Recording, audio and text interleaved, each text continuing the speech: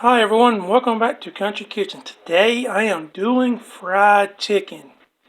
Yes, fried chicken just like Grandma used to do. Now I got 3 drumsticks I'm going to fry up. That's just enough for at least 3 people. But the coating I am doing is simply flour, salt, pepper, paprika, onion powder, garlic powder. Maybe just a little bit of seasoned salt with it. Simply, that's all it is. And over here, all I'm doing simply now is heating my oil. Don't want to get too hot because if you do, it's going to just cook the outside and leave everything raw on the inside. And you really don't want to do that.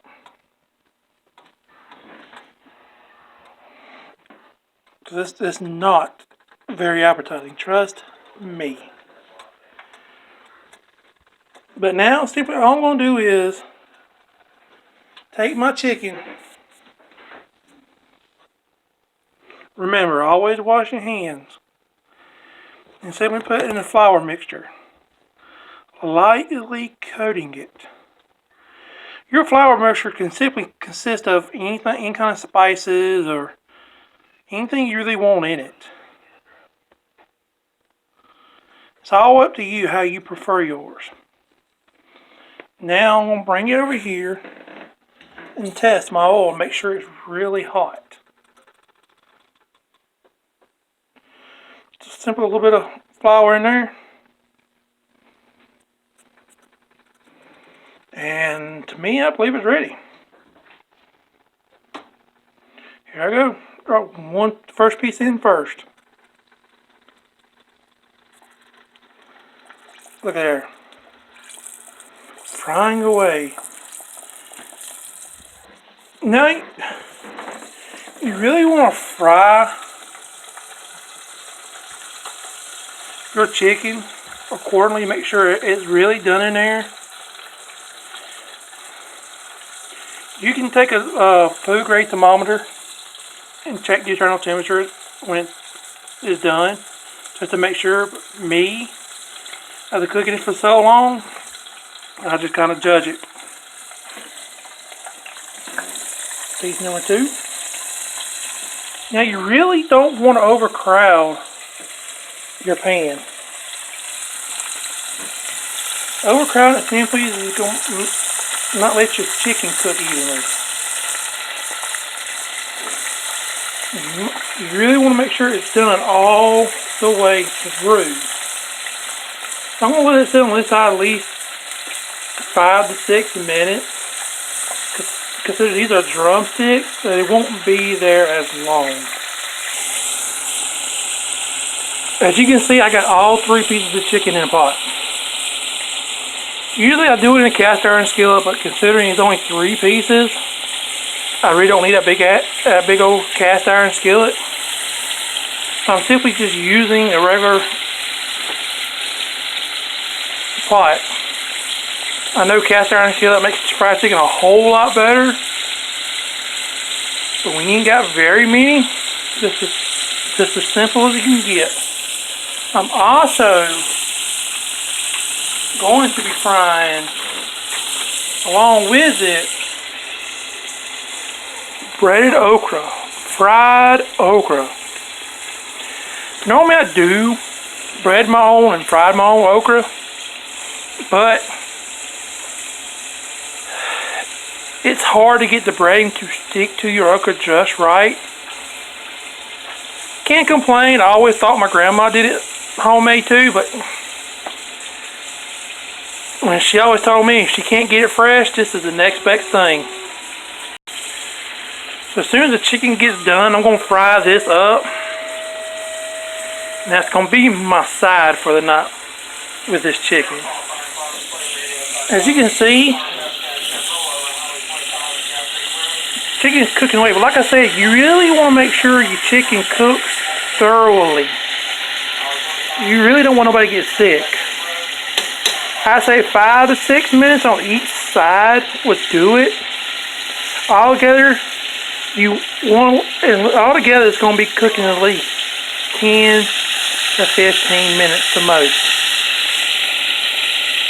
Like I said, if you kind of skeptical on frying your own chicken, it's not really hard. It's just like I said, you really want to make sure it gets really done in the middle. And the timing also depends on the thickness of your chicken. To me, thighs and the legs are the easiest to cook. So they don't take as long as you would, at least the breast. Now the wings is easy to cook, but normally I save the wings. I don't eat the wings unless it's for like a Super Bowl party, or the family get together and do nice buffalo wings or whatever else. So if you got a small family, say maybe 2-3 people, 3 pieces will be just enough for 3.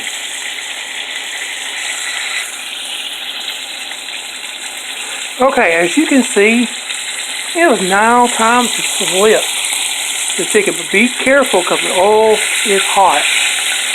You do not want to get burned. Trust me, I know.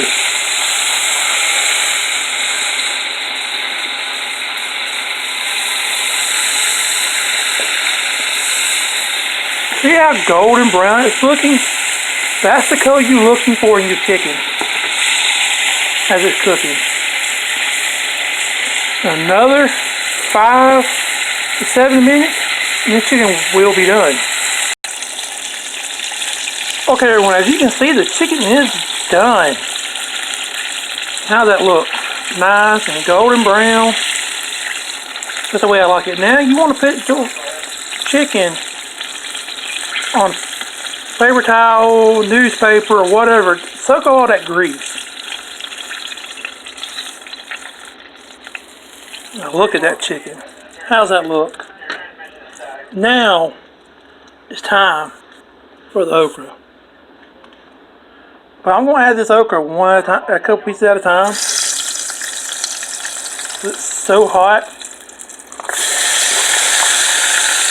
Ooh, look at the heat. And there you go. Now what you want to do is really cook that okra. Since this is already breaded, it shouldn't take as long as you would do regular bread yourself and cook it.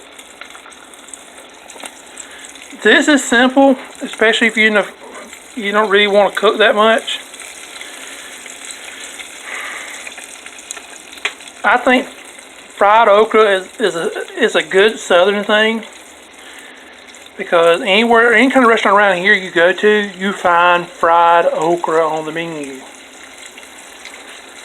Now the way my grandma used to do it, it wasn't like this. She actually took hers and fried it in a cast iron skillet. And it was so good. It's just something about how grandmas cook are always the best.